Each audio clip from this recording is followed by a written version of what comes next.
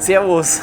Heute schaue ich mir zwei Parkanlagen am Rande von München an. Ich bin hier in Schloss Nymphenburg im Westen von München, der Sommerresidenz der Wittelsbacher. Dieses Schloss ist besonders, weil es das französische Pavillonsystem für die Schlossanlagen aufgreift. Jeder wollte ein bisschen Versailles machen. Dieses Schloss wurde eigentlich im 17. Jahrhundert in den Grundstrukturen angelegt. Und was ganz besonders ist, dass man hier ganz viele Zeitschichten entdecken kann. Jede Generation der Herrscher hat eine neue Ebene draufgelegt. Ganz besonders ist der Ehrenhof. Normalerweise ist das einfach geschottert oder gepflastert. Und hier in Nymphenburg ist dieser Ehrenhof aus Kaskaden, Grünflächen, Kanälen angelegt. Ganz besonders auch hinter dem Schloss warten 4 sogenannte berühmte Parkburgen. 2 davon werde ich heute anschauen. Und Schloss Nymphenburg ist ein Highlight der Gartenkunst hier in München. Hier in der Sommerresidenz verbinden sich Innen und Außen, Park und Architektur werden eine Synthese. Und von hier oben, von der Treppenanlage, habe ich einen super Blick über alles. Ich denke, es sieht gut aus. Let's go!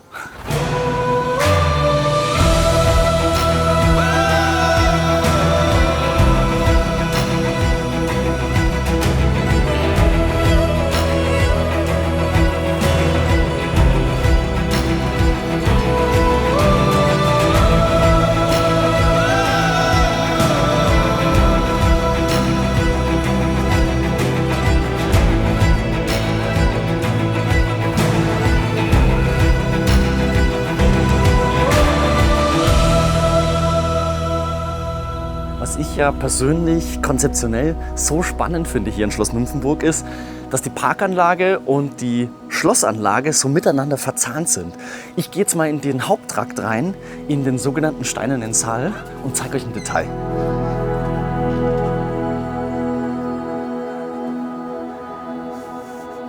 Wenn man hier reinkommt und es ist am Morgen, scheint hier das Licht unfassbar gleißend rein. Und das liegt an diesen Sichtachsen, die zum einen den Sonnenaufgang und den Sonnenuntergang mit in diesen wahnsinnigen Rokoko-Raum hier aufnehmen. Und das Deckengemälde ist besonders wichtig. Und zwar ist das von Johann Baptist Zimmermann 1756 fertiggestellt worden. Und es zeigt ganz lustig die olympischen Götter zu Besuch bei Göttin Flora im Garten. Und das ist natürlich eine Allegorie auf die Herrschaftsfamilie, die hier in den Sommermonaten ihren Urlaub verbracht haben mit der ganzen Hofgesellschaft. Und dieser Raum verkörpert auch das ganze Lebensgefühl. Es ist floral, es ist leicht, es ist fließend.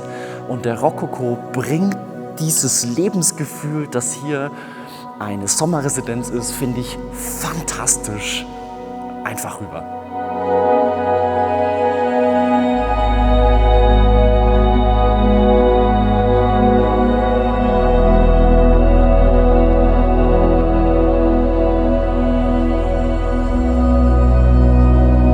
Das ist für mich der perfekteste Rahmen für ein Sommer-Retreat-Haus.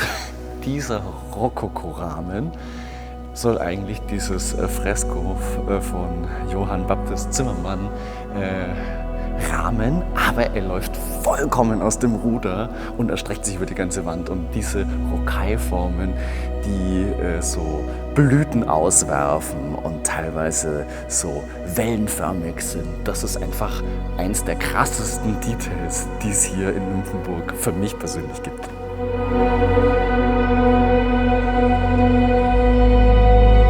Eigentlich bringt das Deckenfresko des Steinernen Saals, das Leitmotiv des großen Nymphenburger Schlossparks, schon visuell auf den Punkt. Zu Gast bei der Göttin des Gartens. Was diesen Park so einzigartig in meinen Augen macht, sind seine fantasievollen Parkburgen, kleine Schlösschen, die in die Gartenlandschaft hineingebaut sind. Hier hat sich die höfische Gesellschaft in der Freizeit getroffen, ohne den Stress des höfischen Protokolls. Bei der Gestaltung der Parkburgen ging es also um den kleinen, privaten, spielerischen Raum der Begegnung. Und das schaue ich mir jetzt mal an.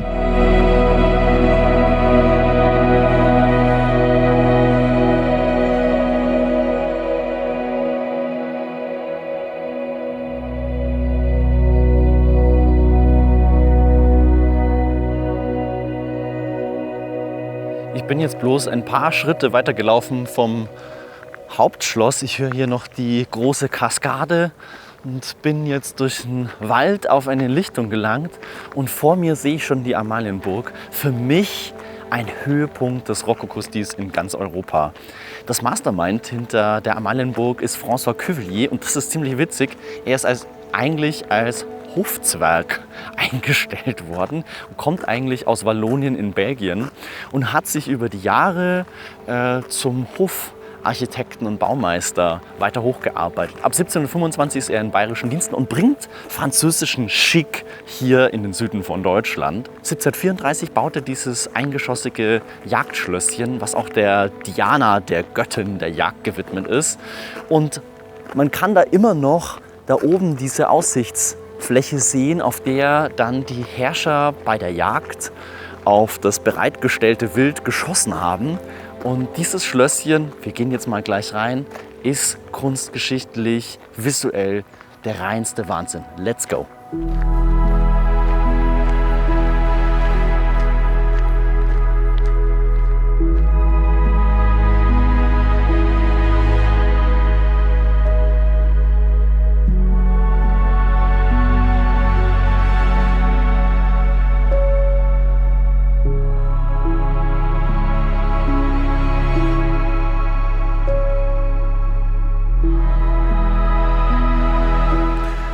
Wenn ich ein Jagdschlösschen habe, stellt sich natürlich die Frage, wo parke ich meine ganzen Jagdhunde und wo stelle ich meine Jagdgewehre hin? Und dieser Raum ist genau dafür. Hier unten in den Kojen ist Platz für die Hunde und praktischerweise direkt oben drüber in diesen länglichen Schränken passen die ganzen Gewehre rein. Praktisch, oder?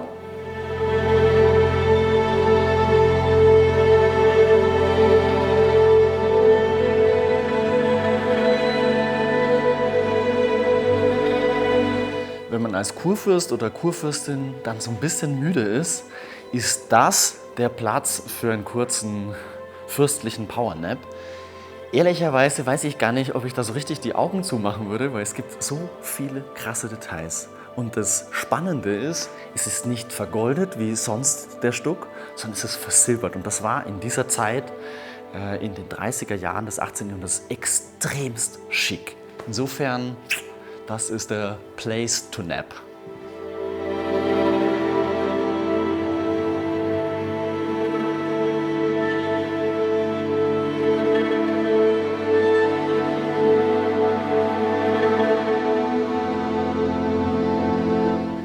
Baroque Show Cooking. Hier abseits vom Hof in der Innenstadt konnte man das Landleben feiern und sich als Kurfürstin und Kurfürst so ein bisschen volksnah geben.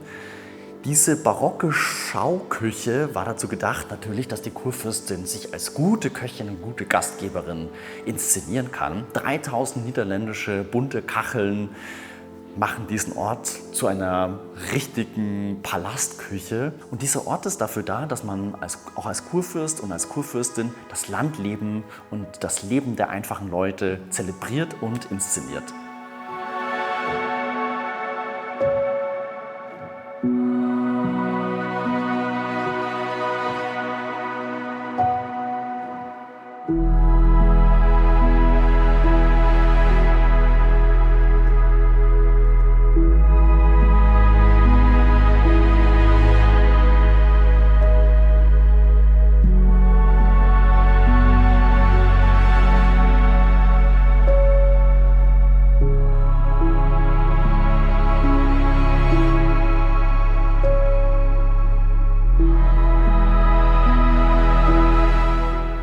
Das ist das absolute Highlight und der Höhepunkt des Rokoko in Europa. Das Mastermind, François Cuvillier, bringt hier französische Traditionen von ovalen Salons mit und formt es in etwas Spielerisches um. Die Perfektion, für die französische Kunst so berühmt ist, wird hier ins Spielerische transformiert.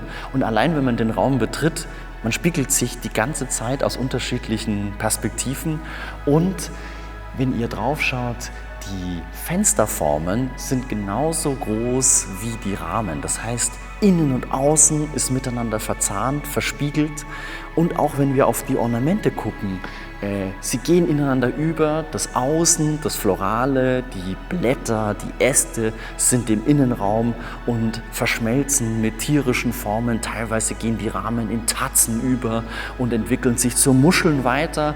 Und dieses Spiel, visuelle Spiel, diese Leichtigkeit, das ist das, was François Cuvilliés mit dem französischen Einfluss hier in Süddeutschland, hier in Nymphenburg, hier in der Amalienburg so einmalig umsetzt. Einfach phänomenal.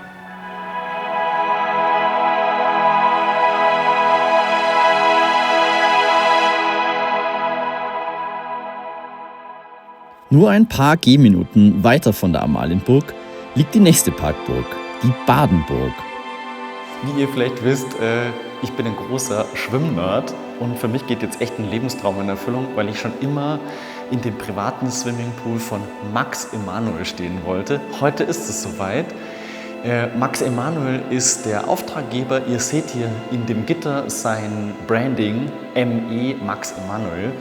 Er hat den Architekten Josef Effner beauftragt, 1721 diese Badenburg zu bauen mit eben einer Schwimmanlage. Das war ziemlich im Trend damals und es ist einer der letzten erhaltenen Swimmingpools aus dem 18. Jahrhundert, die es in Europa und vermutlich auch weltweit überhaupt gibt.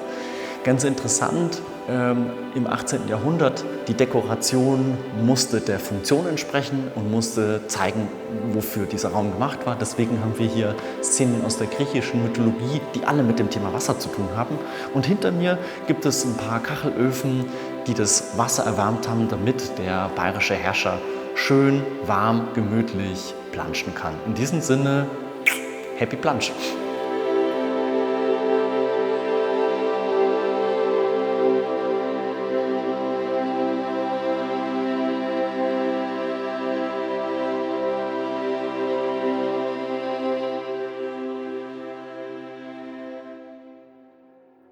Nach der kurfürstlichen Wellness-Oase mache ich mich wieder auf den Weg durch den Park. Ich möchte wissen, wie es eigentlich so ist, einen riesigen historischen Park zu pflegen und treffe deswegen gleich auf einer Lichtung den zuständigen Experten der Schlösserverwaltung. Hallo Herr Klammet. Hallo Herr Pelker. Sie sind zuständig für den Schlosspark in Nymphenburg. Danke, dass Sie sich Zeit nehmen. Ich habe ein paar Fragen. Ja. Was mich gewundert hat, man hat irgendwie hier einen Barockgartenteil und dann einen Teil, der so im englischen Landschaftsstil gestaltet ist. Jo. Wie kommt es und wie geht es zusammen? Ja, also man kann sagen, das macht eigentlich auch den Nymphenburger Schlosspark aus, dass es diese zwei Zeitschichten gibt. Und am Anfang war halt der barocke Garten da, der alles sehr streng gefasst hat und mit vielen Alleen durchsetzt war. Und dann haben wir es eigentlich Friedrich Ludwig Sckell Anfang des 19. Jahrhunderts zu verdanken, dass er den Park umgestaltet hat und dabei eigentlich unsere barocke Mittelachse, die immer noch den Park in zwei gleiche Teile spaltet, erhalten hat. Das Parterre, den Außenbereich des Parterres und eben auch das Kanalsystem. Und sich dann in den Bereich des Waldbereiches begeben hat und dort eben die strengen Strukturen aufgelöst hat und dann im landschaftlichen, natürlichen Stile umgeformt hat. Herr Klammet, wenn man durch den Schlosspark hier in Nymphenburg läuft, dann sieht man zum Beispiel so riesige Totholzgiganten. Ich stelle mir die Frage, inwiefern kann ein Gartendenkmal, was man eigentlich irgendwie bewahren muss und soll, vielleicht auch einen aktiven Beitrag zu Klima- und Artenschutz sein? Ja, ja, es sind zwei Faktoren, die sich überhaupt nicht ausschließen, sondern eigentlich aufeinander auch aufbauen. Also auf der einen Seite haben wir ein Gartendenkmal hier mit dem Schlosspark Nymphenburg, ein Kulturerbe, das wir eben bewahren wollen, das ja ein Gartenkunstwerk ist, das anders als ein Gemäldemuseum eben sich den klimatischen und natürlichen Prozessen ja, mit denen auseinandersetzen muss und auch natürlich entsprechend genutzt wird. Insofern investieren wir sehr viel in Pflege und Maßnahmen, um das Objekt zu schützen. Wie schauen die Maßnahmen aus? Was machen Sie ganz konkret? Also zum einen haben wir eben unsere Totholzstrukturen, die wir in unseren Gehölzflächen vorrangig eben versuchen zu vermehren. Wir haben Höhlenbäume und Habitatbäume, die eben so lange wie möglich erhalten bleiben, so lange wie es mit der Verkehrssicherheit letztendlich auch geht, die dann für Fledermäuse oder Hornissen ganz wichtig sind, während das Totholz ja für holzbewohnende Käfer oder eben Pilzarten wichtig ist. Wir haben Erkenntnisse gewonnen über ein Projekt Artenschutz Plus im Gartendenkmal, dass zum Beispiel unsere Wiesen auch doch weiter angereichert, in ihrer Artenzusammensetzung angereichert werden können und haben dann festgestellt, dass in die vorherige Mähpraxis nicht so geeignet war. Die Wiesen sind schon sehr, sehr gut und sehr hochwertig, aber da gab es eine Optimierung. Da haben wir eben jetzt eine Staffelmaat eingeführt, dass wir im Frühsommer mähen, gewisse Bereiche. Wir mähen nicht alles auf einmal, sondern wir haben wirklich einen Mähplan, wo wir sagen, der Bereich wird da und da gemäht im Juni, der Bereich wird im Juli, der andere im August. Gewisse Partien werden gar nicht gemäht und so haben wir halt für die Insekten und Lebewesen, die in der Wiese sind, auch gewisse Rückzugsbereiche, Zufluchtmöglichkeiten oder Überwinterungsquartiere. Und wir schauen halt, wir haben drüben auch in unseren Hainstrukturen, wir haben ja im Park auch Hainstrukturen, dass wir eben schauen, dass wir versuchen, die Sämlinge, die jetzt quasi über Eichen, Linden oder Buchen dann sich in diesen Wiesenbereichen sammeln, dass wir die entsprechend schützen, dass das sozusagen unsere Zukunftsbäume dann auch mal sind. Super cool. Also ich kann verstehen, dass man hier gerne als Besucher hinkommt, weil es einfach total entspannend ist. Ich komme hier selber gerne zum Spazieren her. Es sind aber auch neue Insekten durch Ihre Aktivitäten in den Schlosspark eingezogen. Welche sind das? Ja genau, also wir konnten, und da sind wir sehr stolz drauf, feststellen, dass eben nicht nur der Park super schön ist, sondern dass letztendlich auch ein ganz wichtiger Bereich für die Tiere und Insekten ist. Und wir konnten zum Beispiel über die Artenvielfaltsuntersuchung feststellen, dass es hier einen Pilzkäfer gibt, der bisher in Deutschland noch nie nachgewiesen wurde, seit Aufzeichnungen der Untersuchungen. Und wir konnten eine bedornte Wespenbiene, also eine Wildbienenart, nachweisen, die seit 1880 nicht mehr in München gefunden wurde. Wow. Und wir haben einen Kurzflügelkäfer, der seit 2003 auf der roten Liste als ausgestorben galt. Also das zeigt eigentlich, wir haben hier wirklich Tier- und Pflanzenarten, die hier einen isolierten Rückzugsraum haben, der drumherum im Rahmen von Nachverdichtung etc. immer weniger Grün halt hier sozusagen einen Bereich definiert, wo diese Insekten oder Tiere überleben können. Cool. Dann sage ich ganz herzlichen Dank, Herr Klammet, und bedanke mich für Ihre Zeit. Hat mich gefreut. Danke. Ciao. Ciao.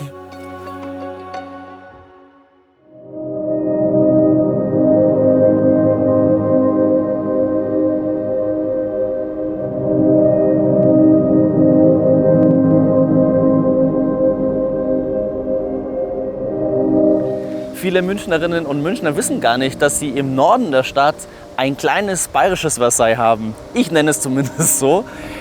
Das ist das Schloss Schleißheim. Ich bin im Münchner Norden und dieses Schloss ist eigentlich das Werk aus einer Ambition von Kurfürst Max Emanuel, der unbedingt Kaiser werden wollte. Und natürlich, ein Kaiser braucht ein großes Schloss und einen beeindruckenden Park. Und um diese Wahl vorzubereiten, hat er das alles erbauen lassen über mehrere Jahrzehnte. Dieser Plan ist leider zu seinen Lebzeiten nicht aufgegangen, aber trotzdem haben wir heute immer noch dieses einmalige Gartenzeugnis barocker Kunst. Wir sehen riesige Fontänen, Blickachsen, eine riesige Front, die mit dem Garten und diesen einzelnen kleineren Gartenräumen immer noch mit historischen Bäumen bepflanzt, verschränkt und verzahnt ist. Und dieses Gartendenkmal ist leider dann verfallen nach dem Tod von Max Emanuel und wurde mit ganz vielen Zehntausenden Obstbäumen bepflanzt. Im 19. Jahrhundert hat man das wieder gesehen und versucht, diese barocke Gartenanlage wieder auszugraben, wieder zurück zu dem barocken Zustand zu führen. Und heute sehen wir eine Anlage, wie sie barocker nicht sein könnte. Und ich gehe jetzt mal los und entdecke, was dieser Garten mir zu erzählen hat. Let's go!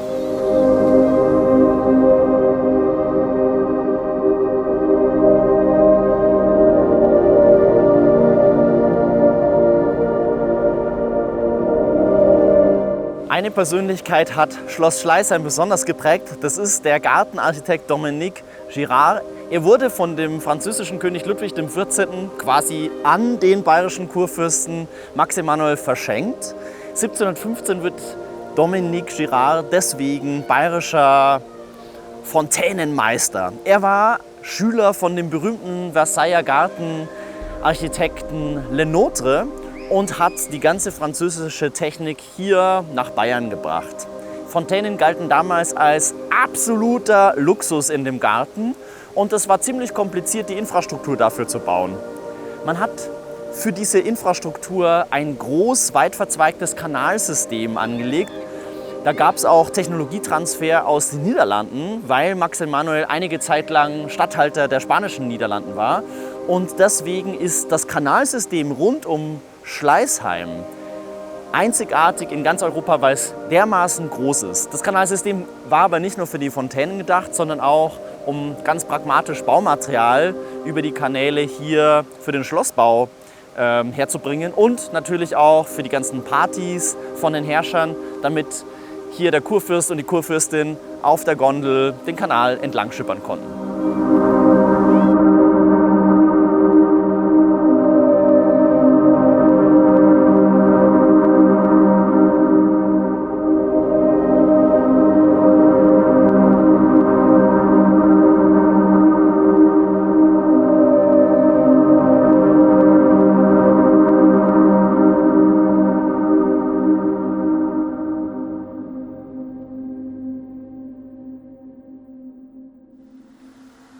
Von diesem Punkt aus sieht man am besten, was Schleißheim für mich persönlich auch so spannend macht, die Verschränkung und Verzahnung von Gartenarchitektur und gebauter Architektur.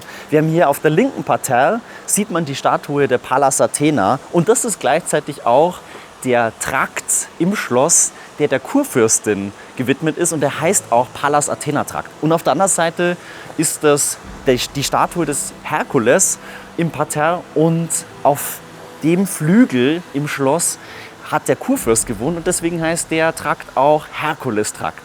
Das finde ich in Schleißheim so spannend, diese ineinander Verschmelzen von Garten und Architektur.